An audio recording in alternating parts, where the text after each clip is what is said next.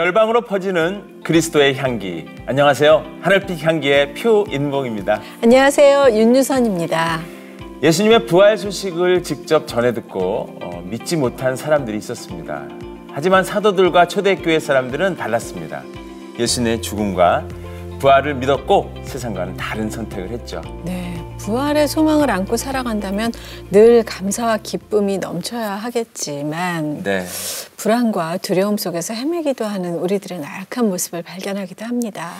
그렇습니다. 오늘 모실 분은 2012년 수술조차 할 수 없는 말기암 판정을 받았는데요. 하지만 지금까지 항암 치료를 받으며 부활 소망을 전하고 있는 분입니다. 암은 선물이요, 죽음은 소망이라고 고백하는 천정은 성도님을 모시고 얘기를 나눠보도록 하겠습니다.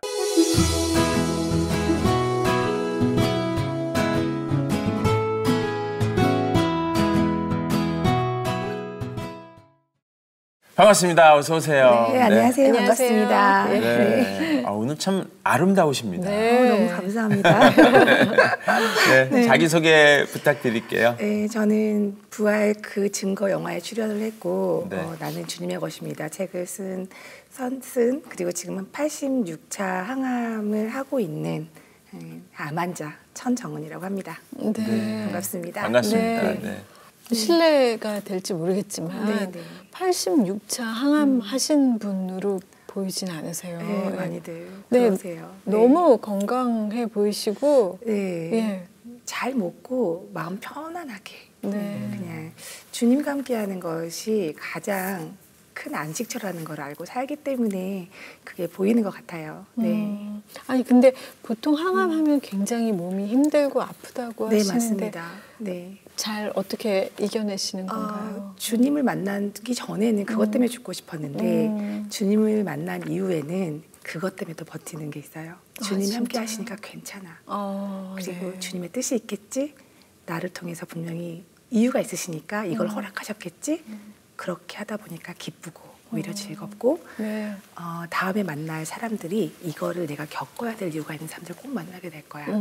이렇게 하다 보니까 진짜 그대로 그래서 부작용 하나하나 이런 것들이 제가 남들은 피하려고 하는 건데 저는 처음엔 너무 피하고 싶은 것들이 지금은 오히려 기대하고 가고 있다 보니까 통증이라든가 부작용이라든가 겪기는 겪는데 그것 때문에 계속 힘들진 않고 두려워하지 않고 기대로 바꿨더니 어느 순간은 사라지고 학습된 것만 남아있어서 사람들한테 알아들일 수 있고 오히려 그걸로 교제할 수 있고 이렇게 계속 살아가다 보니까 몇 년이 계속 흘렀네요. 네. 와, 네.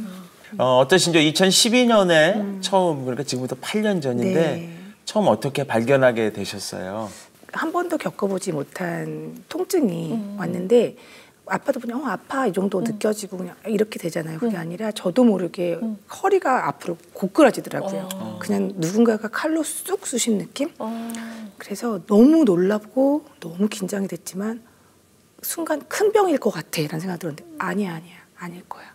병원 가기 싫어서 그리고 자꾸 제 상황을 갖다 대는 거죠. 너 너무 바빠서 시간도 없고 막 이러면서 계속 미루는데 그 통증이 한 달 동안 계속 지속이 되고 순간 오는데 무서운데 한 달 지나니까 괜찮더라고요. 그래서 나았나 보다. 근데 그때부터 이제 보니까 샤워할 때 보니까 모양이 완전히 변해 있고 점점 갈수록 변해가는 거를 보고 그럼 정상적인 사람이 병원 가면 되는데 이미 머릿속에서 늦은 것 같은 생각도 들기도 하고 병원 가서 너무 고통당할 게 너무 두려워서 주사 바늘조차도 무서워하는 사람이니까 그냥 저만의 비밀로 간직하고 있었는데 친구 엄마가 오랜만에 만난 친구 엄마가 저를 막 안아보고 사우나 가자고 하시는 과정에서 눈치를 채신 거예요. 그래서 저를 끌고 병원에 저를 속여서 병원 데려가셔서 검사를 끝까지 받게 하시고 그렇게 되는 과정이 있었습니다. 오히려 가족들은 알지 못하시고요. 네. 제가 원래 바쁘게 살아서 집에서는 거의 잠만 자고 나가는 사람이에요. 그래서 부모님과 같이 살고 있는데 이제 부모님 오죽하면 넌 집이 여관이냐? 막 이렇게 하실 정도로 이제 그래서 이제 거의 그런 거. 그리고 저는 힘든 얘기를 주변 사람한테 안 하는 편이거든요. 근데 나중에 어머니가 얼마나 마음 아프셨을까요? 엄청 아파하시죠. 지금도 상처받으실까 봐 치료받는 얘기를 리얼하게 못 해드려요. 그냥 치료받고 왔어. 끄시고 어쩔 때는 치료받고 온지도 모르세요. 진짜. 네, 근데 이제 제가 일상생활을 똑같이 하니까 그 집에서는 거의 가발 벗고 있으니까 대머리로 있고 환자 같은 모습인데도 가족들이 제가 환자라는 걸 인식을 잘 못하세요. 네. 전 정말 아파서 누워 있어도 잘 모르세요. 안 아파 보여서. 진짜 너무 건강해 보이셔서 네. 그건 정말 축복인 것 같아요. 네, 맞아요. 생각이 드네요. 네. 그러니까 암 진단 받기 전에는 네. 음악을 계속 네. 하셨다고요? 네, 피아노 전공해가지고 어떻게 보면 이제 견고한 진인데 너무 어렸을 때부터 피아노를 쳤고 그 길을 고집해서 왔기 때문에 너무너무 잘한다는 소리를 들었던 기간이 있고 기대가 있었지만 어느 순간 나이가 들면서 그게 약간은 아주 잘할 수 없는 상황으로 흘러가는 그 과정이 있었는데도 인정하고 싶지 않아서 끝까지 붙들고 어떻게 보면 평생 가야 되는 길로 생각하고 가고 있었던 게 피아노였던 것 같아요. 네. 지금은 예수님 만나고 나서 깨달은 건 그냥 예수님 영접하고 수술이 다 끝난 다음에 저 이제 주님 거고 주님의 길을 가야 되니까 피아노 포기할게요. 저 너무 기특하죠. 이렇게 하고 피아노는 포기하고 뭔가 내가 가장 잘할 수 있는 건 음악 계통이라고 생각을 해서 가장 쉽게 접할 수 있는 악기 우쿨렐레, 모카리나, 펜플룻 이런 거 이제 자격증을 따서 나름 혼자 아무도 인정도 안 해주지만 선교사 해야지 했어요. 선교 준비를 한다고 그걸 배우기 시작했는데 이제 재발하게 돼서 근데 그때 하나님께서 저한테 주신 거는 네가 있는 그 자리가 사역지야. 이걸 알려주셔서 뭐 억울하거나 이런 거 없이 그걸 오히려 통해서 또 이제 수업하면서 복음을 또 전하는 길을 열어주셨었어요. 어떠신지요? 네. 저는 이제 잘 몰라서 네. 아까 이제 소개도 잠깐 했지만 86번 네. 항암 치료를 했다 그러면 일반적인 숫자인지 이게 아니면 이런 분은 꽤 드문 건지 그거는 저도 제 입으로 제가 적부족이에요 말하는 건 저희가 정보가 정확하지 않고 의료진이나 뭐 이런 데이터 객관적인 증거가 더 있겠죠. 그런데 제가 만난 선생님들께서 한 얘기로만은 우리 병원에서는 병원이 이제 옮겨 다녔으니까 그냥 이게 유일하지 않을까라는 얘기를 이제 계속 듣고는 있어요. 숫자가 보통 저도 이제 암 환자를 사용하다 보니까 지금 생각보다 오래 살고 있어서 계속 시한부를 중간에 받았는데 계속 살고 있으니까 암 환자를 그동안 만난 사람들이 더 많이 늘어나가지고 보통 재발하면은 5년 안에 많이 돌아가세요. 네, 그렇게 되더라고요. 그래서 저도 그런 케이스가 되지 않을까 했는데 지금 재발하고 5년이 넘은 것 같거든요. 그리고 항암을 한 번도 쉰 적이 없어요. 그래서 치료를 8년 동안 꾸준히 받고 살아있고 그리고 항암 종류가 중요한데 항암이라고 다 너무 힘든 건 아니거든요. 근데 너무 세다는 항암약을 받으면서 이렇게 버티는 사람은 저도 제 주위에는 없긴 해요. 지금 저한테 어떤 환자가 난 제2의 천정은이 될 거야 하고 지금 40번 넘긴 환자는 있어요. 그 환자를 너무 응원하고 있지만 지금 너무 힘들어져가지고 어저께도 만나고 왔는데 그냥 다른 얘기 안 하고 우리 서로의 증인이 되어줘야 되는데 힘내셔야 돼요. 나의 증인은 당신이고 나는 당신의 증인이라고 당신의 고백들 내가 기억하고 있으니까 누가 먼저 가더라도 증인이 되어줘야 되니까 두려워하지 말고 치료에 절대 뒤로 빼지 말고 주를 위해서 살아라. 그냥 이렇게 말씀을 드리고 근데 기뻐해야지 된다. 두려워하는 마음은 주님과 관계가 없고 기뻐하고 감사하고 무슨 치료받든지 간에 우울해하지 말고 너무 감사하게 답장이 이제 응급 상황에 들어가시는 건데 나와서 답장이 너무 은혜롭게 왔어요. 생각보다 많이 안 좋아서 더 이제 심각하게 들어갔는데 잘하고 나왔다고 예수가 나의 주어 뭐 이러면서 이렇게 오셨어요. 네. 이렇게 말씀하실 때는 전혀 저희가 어떤 분이다라는 거를 지금 소개받고 사실은 진행을 하고 있는데 전혀 그런 분 같지가 않아요. 그러니까 암을 지금 앓고 계시는 분 같지도 않고 86번의 항암 치료를 받으신 분 같지도 않고 아무런 그런 게 없이 정말 너무 평강하고 그냥 어떻게 이럴 수 있을까요? 예수님이 부활하셨잖아요. 제가 그걸 몰랐을 때는 막연하게 신이 있겠지만 나는 나를 믿겠고 나중에 이제 나이 들어서 이제 할 일 없어지면 나이 들면은 뭔가 이렇게 이제 그 어떤 다른 취미 활동을 찾거나 이렇게 이런 줄 알고 종교도 그렇게 고르는 줄 알았어요. 제가 이제 무교인 집안에서 자다 보니까 네. 뭐 종교를 나이 들어서 고르지 뭐 이렇게 생각을 하고 살아서 나는 나교인데 네. 예수님이 부활했다는 사실을 인정하고 싶지 않았을 뿐더러 하나님이 살아계신다면 내가 원하는 대로 왜 안 해줘? 뭐 하나님이 없어 이렇게 생각을 했는데 창조주가 살아계시는 증거를 확실하게 사도행전 17장 31절로 주셨는데 모든 사람에게 믿을 만한 증거는 내가 친히 줄 건데 그 증거는 예수가 죽은 자 가운데서 사흘 만에 살아날 거야. 이렇게 얘기해 주신 거. 그러니까 사람들이 웬만한 걸로 그냥 증거를 삼을 수가 없잖아요. 확실한 거, 보여지는 거. 죽은 사람이 살아난 것 정도는 돼야지 너네가 믿겠지. 그리고 쉽게 믿겠지 하신 마음을 알게 됐어요. 그냥 하나님만이 유일신이고 예수를 그 하나님이 얘기하신 건 예수를 주로 삼은 자가 나의 백성이 되리라 하셨으니까 예수님이 너무 중요하구나. 그래서 그냥 그다음에는 모든 고민이 끝나고 당연하게 교회로 가야 되는 게 마땅하다고 생각하고 그걸 깨달은 날부터 한 번도 예배를 빠진 적이 없어요. 왜냐하면 나는 이제 고백을 했고 회개하고 보고 믿으라고 하신 하나님의 법이 있더라고요. 회개를 무엇을 해야 되는지 또 알려주셔서 요한복음 16장 9절에 죄를 회개하고 예수 믿지 않고 스스로가 주인 된 죄 너무 인정이 되잖아요. 내가 주인이었고 내가 내 인생이니까 내가 갖고 나가는 게 뭐가 죄야 했는데 창조주는 이 창조주가 있다면 그게 제가 맞더라고요. 내가 내 마음대로 모든 거를 다 끌어가는 거. 그래서 내려놓고 나니까 너무 자유해진 게 몸도 내 거가 아니고 마음도 내 거가 아니고 맞아요. 생각, 이 머리 자체도 내 거가 아니면 너무 감사한 게 몸을 들이고 났더니 너무 자유해진 게 암이 내 거가 아닌 거예요. 갑자기 그 순간 암은 그대로 있는데 제가 풀려나더라고요. 네 몸이 아닌데 왜 네가 아픈 척해? 네 몸이 아닌데 아프다고 느껴지면 다 네 거야?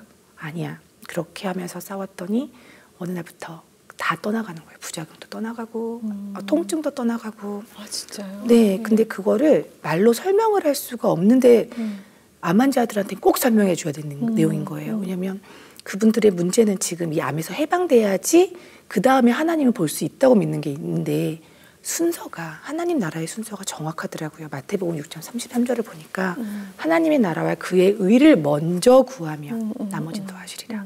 하나님이 정해놓으신 말씀이 변할 리가 없기 때문에 이게 이루어질 건데 내 생각을 깨고 나가야 되는 거지 주님의 말씀 바꿀 수 없잖아요. 거기에서 분명히 순서가 믿어지진 않는데 먼저 하나님 나라와 그 의를 구해야 된다는 거예요. 그러면 나는 내 병을 고치는 게 우선이 되는 게 아니라 우선순위가 정해져 있잖아요. 그러면 하나님 나라의 의는 뭘까? 그분은 모든 영혼을 구원하고 싶어 하시는 거고 그리고 그분이 그렇게 사랑하셔서 십자가에서 그 일을 이루셨고 그러면 나는 해야 할 일은 단 하나구나. 영혼 구원하는 거. 정말 세상에서 제일 하기 싫고 제일 환멸을 느꼈던 대상들이 전도한 사람들이었는데 그 싫은 걸 내가 해야 되는구나. 가장 싫은 건 아픈 사람들 우울하니까 아픈 사람들 만나기 싫어했거든요. 저는 항상 즐겁게 살자는 주의였기 때문에 내 문제도 너무 힘드니까 적어도 즐겁게 살자 그랬는데 아픈 사람들 때문에 그렇게 가기 싫어하는 병원을 가게 되고 한 번도 가본 적이 없던 장례식장을 수시로 드나들게 되는 거예요. 제 입에서 하루도 안 빼고 복음이 나가니까 어느 순간은 제가 이제 혼자 그건 저만의 생각이에요. 나는 왜 자꾸 건강해지는 느낌이지? 자꾸 안 좋아진다는데 내 입에서 복음이 나가는데 그 복음이 내 귀로 다시 들어오고 있구나. 그러니까 복음으로 말미암아 너희가 살리라 하셨는데 내가 복음을 매일 듣고 있어서 하나님께서 그 에너지로 살게 하시나 보다. 그냥 혼자만의 생각. 이거는 성경 관계없이. 네, 지금 그냥. 더 젊어지시고 또 건강해지시고 진짜 그 복음으로 새롭게 살고 계시다는 정말 하나님의 능력으로 살고 계시다는 그 마음이 듭니다. 근데 이렇게 열심히 전도하시는 분이 사실은 믿지 않으시고 막 누가 전도하면 막 박해하고 욕도 많이 들었어요. 그러셨다면서요? 저한테 전도하려고 제 주위 친구들도 생각을 못했어요. 저를 너무 잘하니까 저는 오히려 교회 다니는 친구를 점집에 끌고 간 사람이었거든요. 근데 어떤 한 사람이 제 인생에 이제 훅 들어온 사람이 있었는데 세상 사람들 보면은 일단은 아무렇지도 않게 대하긴 하지만 속으로 이제 계산이 되는 거죠. 쟤는 내가 가까이 되는 사람인가? 저것도 이렇게 약간 뒤통수 사람 아니야? 이렇게 계산하고 사람을 가리면서 사귀었는데 희한한 인물이 하나 있는 거예요. 저보다 가진 것도 없어요. 뭐 저보다 뭐 나은 상황이 하나도 없는데 자꾸 자꾸 뭘 주려고 해요. 제가 그 사람한테 준 건 딱 하나밖에 없어요. 결혼식을 한다고 해서 아는 사람도 아닌데 결혼식을 누가 부탁을 하는 거예요. 반주 좀 해달라는 거예요. 피아노 전공한 사람인데 피아노를 잘 친 사람이 줬으면 좋겠다는 거예요. 그래서 나보고 결혼식 반주 하라고? 뭐 이런 식으로 이렇게 눈치 껴뜨고 있다가 하도 이제 친한 친구가 부탁을 하니까 그냥 선심 쓰듯이 반주를 한번 해주고 그다음에 저는 끝이었는데 연락이 계속 오는 거예요. 너무 고맙다고. 결혼식 반주에서 고맙다는 이 사람 1년 동안 들었어요. 희한한 사람이다. 근데 관찰을 해보니까 저한테 뭘 가져가려고는 하지 않아요. 눈치를 보는데 뭘 줄 수 있을까? 이런 것만 하는 것 같아요. 그러던 그 사람이 그래서 괜찮은 사람인데 곁에 둬도 될 것 같고 뭐 이렇게 계산하고 있었는데 어느 날 갑자기 실망하는 말을 하나 던지더라고요. 정은아, 너 예수님 믿어? 되게 조심스럽게 전화통화로 했다. 이 언니가 기독교네 이렇게 생각을 하고 있다가 교회 안 다녀 이렇게 얘기를 하고 끝내려고 교회 했는데 싫어해. 네. 그 다음 말을 또 용기 내서 한 말이 저를 엄청 흔들었어요. 언니가 정은아 되게 떨면서 얘기한 것 같아요. 예수 안 믿으면 지옥 가 이러는 거예요. 그래서 제가 거기서 너무 화가 나가지고 꾹꾹 누르느라고 사람한테 한 살도 많은 언니인데 말을 함부로 할 수는 없고 이렇게 했다가 동갑이면 뭐라고 할 것 같았는데 저 처음에 미쳤어? 이랬던 것 같아요. 그러고 10년이 흐른 다음에 제가 암이 걸린 거죠. 너무 묘하게 이 언니랑 저랑 이렇게 엮일 일이 별로 없는데 암에 걸리기 2달 전에 저한테 갑자기 한 번도 저한테 부탁 안 하고 뭘 줬던 사람이 부탁을 해요. 정은아, 나 너무 힘들어 죽겠어. 나 좀 도와주면 안 돼? 이러더라고요. 이 언니가 춘천에서 피아노 학원 하고 있었는데 뭘 도와주냐 했더니 자기 피아노 학원에서 도와달라는 거예요. 그래서 기가 막혀가지고 나보고 좀 춘천까지 왔다 갔다 하라고. 그래서 불가능한 얘기인지는 알지? 하고 난 이제 거절을 딱 했는데 걸리는 거예요. 저 사람한테 나 준 게 기억이 안 나고 받은 기억만 있는 거예요. 그래서 뭔가 빚진 느낌인데 갚아야 되기도 하고. 그러다가 저 언니가 오죽하면 나한테 부탁을 했을까. 부탁도 안 한 사람이 이건 어떻게 하지? 내가 마침 일이 쫄딱 망해서 쉬고 있었거든요. 그래서 어차피 내가 지금 바쁜 것도 아닌데 저 언니가 언제 또 나한테 이런 부탁을 하겠어. 내가 이 기회에 저 언니한테 고마운 마음을 좀 표현하자. 언니 그러면 일주일에 내가 3번만 가서 도와줄게. 암을 아무한테도 얘기할 수 없었는데 이 언니한테는 얘기 안 할 수가 없는 거예요. 내일 당장부터 못 가니까. 일에 대한 거니까 할 수 없이 언니한테 전화해서 언니 나 내일부터 일을 못 갈 것 같아. 미안해 갑자기 이래서. 언니가 왜? 너 어디 아파? 어디 아프긴 한 것 같아. 이러더니 그러니까 암은 아닐 거야. 갑자기 이러는 거예요. 갑자기 순간 저도 모르게 그 말이 갑자기 뭐가 이렇게 화가 나는 말도 아닌데 암이래. 그랬어요. 그런데 언니가 그 다음 말이 정은아 너 살 거야. 걱정하지 마. 그리고 이 언니가 갑자기 활약을 벌이기 시작하죠. 갑자기 전 뭘 해야 될지 모르고 멘붕이 왔는데 자기 교인한테 막 가서 협박하듯이 뭘 어떻게 했는지 모르겠지만 다음 날 바로 큰 병원에 정밀 검사가 딱 잡혀 있는 거예요. 그래서 그 교인은 저 얼굴도 모르는데 뭘 도와주지? 도움 받고 이제 정밀 검사 받고 안 될 수도 있는데 일단 해보자. 이렇게 시작을 하게 돼요. 네. 그래서 치료가 되신 거잖아요. 그렇죠. 근데 치료가 안 됐어요. 암을 그때 이제 가장 센 약으로 들어갔다 해서 제가 항암을 되게 고생을 많이 했거든요. 수술도 하시고. 예, 수술하기 전에 예수님을 만났어요. 그 시한부를 받으니까요. 저는 제 인생에서 시한부를 받을 일이 있을 거라고 생각을 한 번도 안 해봤거든요. 할 일도 많은 것 같고 갑자기 강제로 쉬게 된 거죠. 강제로 쉬게 되고 그다음 이제 계획이 있었는데 계획이 다 무산되고 그러고 있는 과정에서 얼마 안 남았다는 말을 들으니까 그 기간이 1년이면 꽤 긴 것 같은데 굉장히 초조해지고 죽음을 자꾸 맨날 묵상하게 되는 거예요. 그쵸. 내가 1년 후에 어느 날은 죽어 있을 거라고 이렇게 내가 인생에 뭐하러 살았는지 모르겠는 거예요. 결국 사라질 건데 뭐하러 태어나서 열심히 살았지? 이게 신이 있다면 어떻게 인생을 이렇게 말도 안 되게 만들어놨지? 신이 있다면 해서 꽂히고 있는데 아니야 없을 거야. 신이 있으면 나 이럴 리가 없지. 이렇게 하고 있었는데 죽음이 너무 궁금한 거예요. 그 다음에 이 언니가 10년 전에 했던 말이 떠오르는 거예요. 정은아 예수 안 믿으면 지옥 가. 이게 계속 메아리 치듯이 나 정말 편하게도 못 죽겠다 이 생각이 다 드는데 그런데 내가 눈 뜨면 어쩔 거냐고. 그럼 그때 눈 떴을 때 이미 그럼 내가 헐 있었으면 후회할 거 아니에요. 그렇죠. 후회를 할 수도 있고 안 할 수도 있고 50대 50인데 이게 너무 불안하고 무섭고 이렇게 하루 종일 딴 생각 못 하겠고 아프고 이런 걸 떠나서 지옥 가면 어떡하지가 너무 한 며칠을 고민하다가 갑자기 머리 딱 띵 맞는 순간 알아보자. 근데 그 고민이 들어가기 전에 저한테 있었던 일은 딱 사건이 하나밖에 없었어요. 그 언니가 저의 동의 없이 교회에 중보기도 요청을 해서 중보기도가 매일 이어지고 있는 거였어요. 근데 그 고민을 왜 했냐면은 부작용 때문에 정신이 없었는데 부작용이 중보기도 한 날부터 끊어졌어요. 네. 너무너무 심한 부작용이었거든요. 정말 사람이 이런 일을 겪으면 살 수 없겠다는 부작용인데 끊어진 거예요. 그 중보기도를 받으면서. 그래서 제가 그 고민이 훅 들어온 거예요. 뭔가 있으면 어떡하지? 있으면 어떡하지? 3차 하면서 우연이야 애써 합리화를 시키고 또 넘어가 4차 항암 딱 하고 나서 기도는 계속 이어지는 거 소식을 듣고 있고 제가 밖에 나갈 수가 있게 된 거예요. 그 전까지는 밖에만 나가면 열이 나서 못 나갔거든요. 바깥 바람만 쐬도 열이 나고 냄새가 이상하고 뭐 자꾸 구토가 언제 올라올지 모르니까 이제 바깥 생활을 못 했는데 나가서 공기가 괜찮아진 거예요. 4차 때 처음으로 내가 옛날에 맡았던 그 냄새야. 공기 냄새야. 이렇게. 그래서 에너지가 막 넘치니까 점점 에너지가 넘치니까 근데 두려움이 임해서 몸이 안 아프니까 계속 죽음만 지옥 죽음 이것만 묵상하다가 가보자. 답답해 가보자.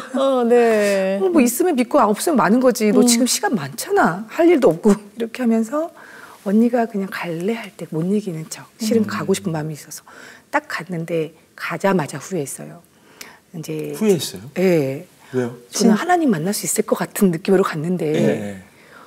제가 생각하는 교회가 아니었어요. 모습이 되게 공간만 초라한 교회, 우사를 개조해서 만든 교회였거든요. 그때 당시에 지금 이전했는데 네네. 되게 초라한 교회가 이상한 곳에 놓여 있고 사람들이 가득 차 있는데 사람들이 다 시커멓고 막 되게 무섭고 막 이상한 느낌이 제가 사로잡히는 거예요. 목사님이 세상에 우리가 기도했던 그 자매가 자기 발로 걸어왔으니 우리가 기도해서 살려달라고 기도하자고 갑자기 저 이렇게 세우고 기도하라고 했는데 저기저기서 막 탄식이 너무 젊다 막 이런 말도 들린 것 같고 안타까우니까 이 사람들이 기도를 간절하게 한다고 하는데 갑자기 쥐어 막 이 소리 왜 이렇게 소리 지르지? 이러고 했는데 내가 뭐하러 왔을까 막 이렇게 후회를 하고 내가 진짜 죽는다 그러니까 얘가 진짜 주책이 됐다 그러면서 이제 이런 거 믿지 말고 가자 도망쳐 나와서 정말 내가 큰일 날 뻔했어. 잘 잤는데 아침에 일어나자마자 너무 찝찝한 거예요. 그러다가 결단을 내리고 이제 딱 무릎을 꿇었어요. 침대에서. 하나님 저 아무것도 모르겠는데 하나님 정말 살아 계시냐고요. 나 좀 알게 해주세요.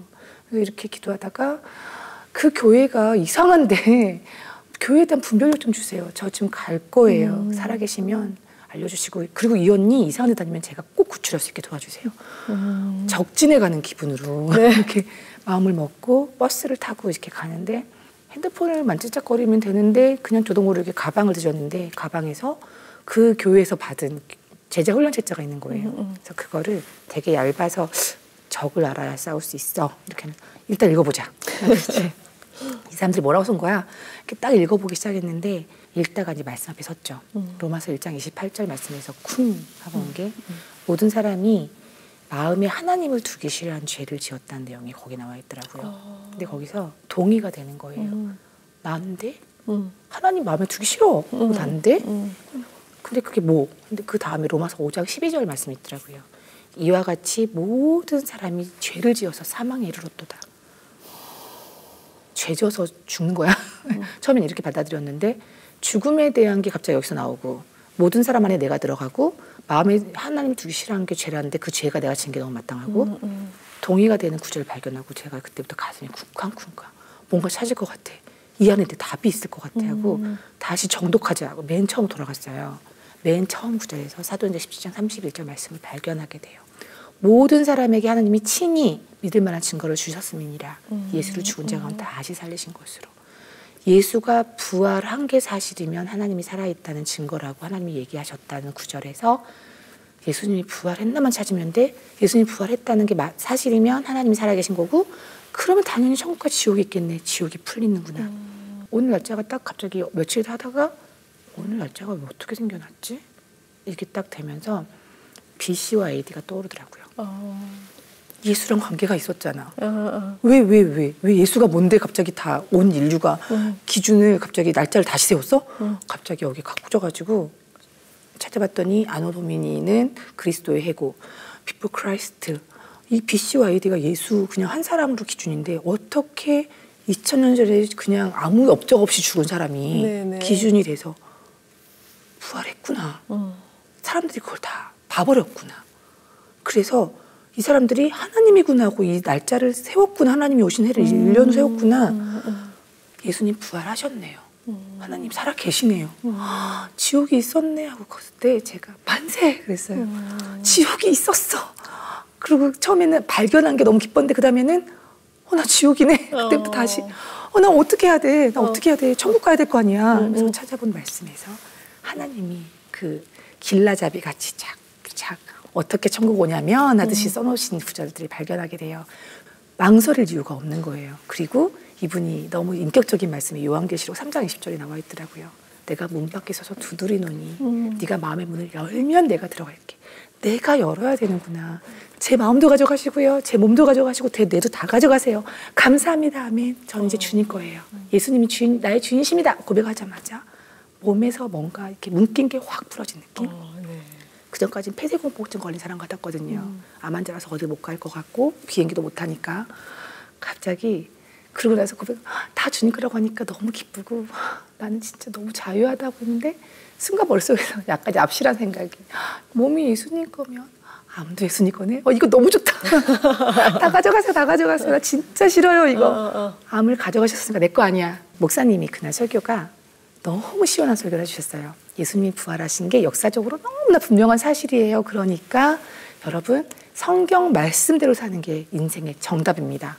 인생을 정답이 있고 없고 막 이거 헤맸거든요. 왜 뜻대로 안 되고 이랬는데 정답이 있어. 성경 안에 있어. 그리고 예수가 나의 주인이야. 주인이 예수인 걸 알겠는데 이분이 어떤 분인지 모르겠는데 알아가야지. 자, 능동적으로 이제 성경 말씀을 계속 읽어가는 과정에서 이분이 나를 얼마나 사랑해서 십자가에서 그렇게 하셨는지도 알게 되고 그래서 이분을 내가 배신하면 안 되겠다. 배신하지 않겠다. 이루고 이제 사는 과정에서 배신하지 않기 위해서 노력했던 것들이 이분을 그러니까 사랑하게 되니까 사랑하는 사람이 가장 원하는 걸 해주고 싶은 거예요. 네. 가장 원하는 게 모든 사람을 구원하고 싶어 하셨으니까 당연히 가게 되는 네. 그런 과정을 살았습니다. 와, 정말 네. 그렇게 이제 어쨌든 신앙생활이 이제 시작이 됐단 말이죠. 네. 된 게 다 끝이 아니라 네. 제 경험상 네. 이제 그 과정 중에서도 네. 완전히 하나님을 인정하는 그 어떤 네. 순간이 찾아오거든요. 네네네. 네. 그냥 이분을 알아가고 싶어서 그땐 사랑만 했거든요. 사랑만 했더니 3주 만에 암이 없어져 버렸어요. 뼈에 있는 암과 폐에 있는 암이 없어져 버렸어요. 네. 아예 없어졌어요. 네, 수술도 안 되는 사람이. 근데 다른 쪽 암은 다 커졌어요. 사람이 만질 수 있는 건 다 커지고 사람이 만질 수 없는 건 다 없어지고. 네네네. 거기서 하나님이 되게 장난꾸러기인가 이런 생각이 왜 이왕이면 다 없애주지? 이유가 있었어요. 제가 그걸 겪어야 되는 과정이 있더라고요. 수술이란 것도 제가 겪어서 하나님께서 저한테 네가 나를 사랑한다고 그랬지. 내가 널 좀 믿어볼까? 이제 제가 이제 하나님 믿을 만해지고 예수님이 주인이라는 게 확실해지니까 저한테 이제 내가 너를 믿어도 되겠니라는 차례가 됐다는 거를 알게 됐어요. 그래서 너무 놀라운 건 항암 부작용이 한 2차, 3차까지만 앓고 싹 사라져요. 항상 바뀔 때마다.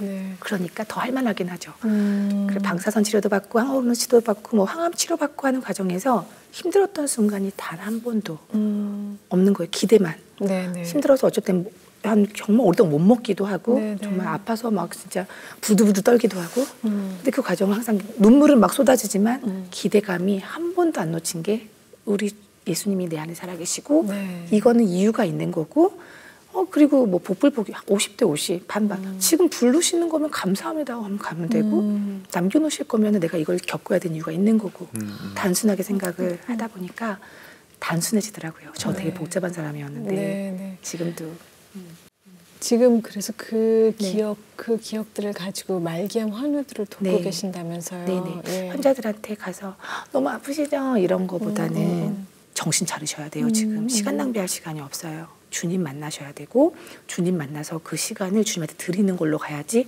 가서 후회하지 않아요. 분명히 가거든요.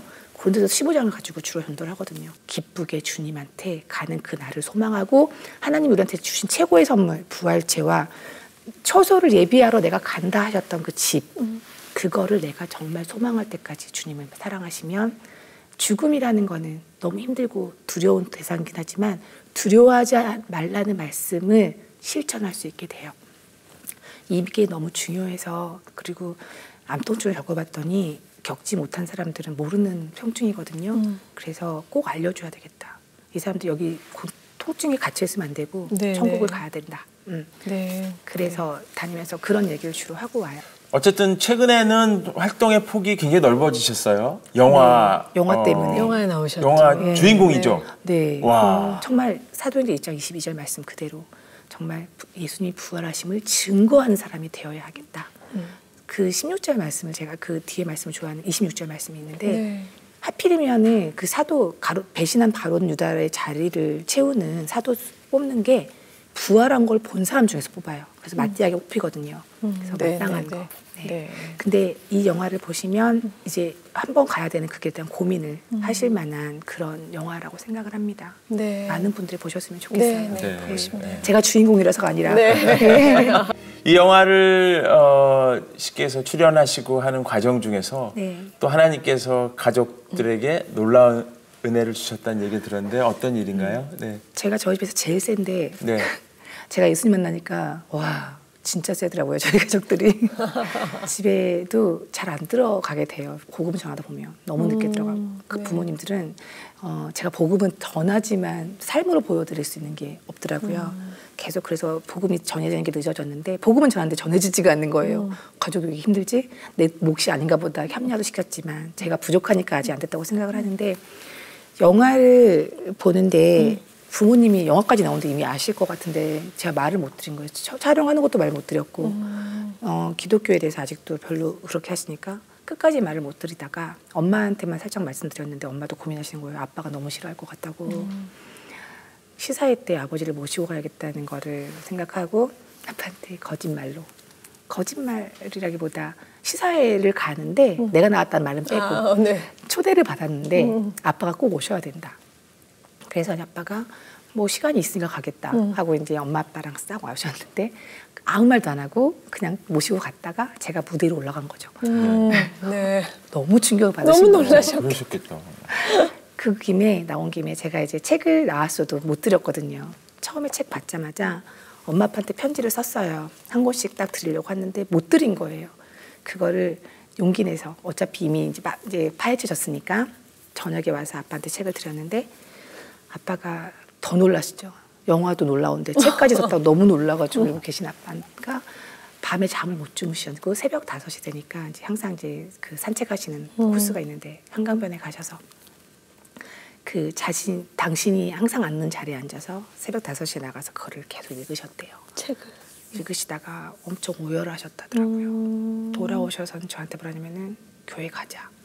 이렇게 하시고 앞으로 네가 난 정말 몰랐다. 네가 이렇게 사는지 몰랐고 앞으로 네가 좀 멀리 가면 내가 운전이라도 도와줄 수 있게 같이 가자. 너무 놀랐어요. 네, 실은. 네, 너무 네. 놀랬고 교회를 계속 나오셨는데 코로나 때문에 예배가 확 닫혀가지고 네. 너무 안타깝지만 지금도 교회를 이제 그 충격이 끝나신 다음에 제가 원하는 그 믿음으로 서시진 않았지만 들음에서 난다고 하셨으니까 하나님께서 말씀을 들음에서 난다고 하셨으니까 교회를 계속 오시는 과정에서 하나님이 역사하실 거라고 믿고 있습니다. 아멘. 네. 네. 진짜. 오늘 귀한 간증 이렇게 나눠주셔서 너무 감사하고요. 네. 예, 정말 아까 간증 중에 네, 암이 선물이고 네, 죽음은 희망이다. 네, 어쩜 그런 고백이 나올 수 있을까? 과연 나라면 그런 고백할 수 있을까? 진실을 알아버려서요. 그러니까요. 내가 네. 잘못 알았던 걸 알고 있으니까 네, 진짜를 알았으면 네. 삶이 정리가 잘 되잖아요. 맞아요. 네. 어떤 기도 제목 있으신지, 어떤 소망 있으신지 조금 얘기해 주세요. 저는 그냥 일반적으로 그냥 살았을 뿐인데 갑자기 그 몇 년 동안의 생활이 영화 때문에 사람들한테 이렇게 오픈이 되고 있거든요. 그러면은 나도 앞서간 그 선배들도 약간 번질되는 모습들을 보면서 같이 어떻게 판단도 하고 했던 사람이니까 절대 주님이 하신 일에 대해서 내가 뭘 한 것처럼 교만해지지 말자. 성령님의 인도하심을 절대 놓치지 말고 원래 살던 대로 살자.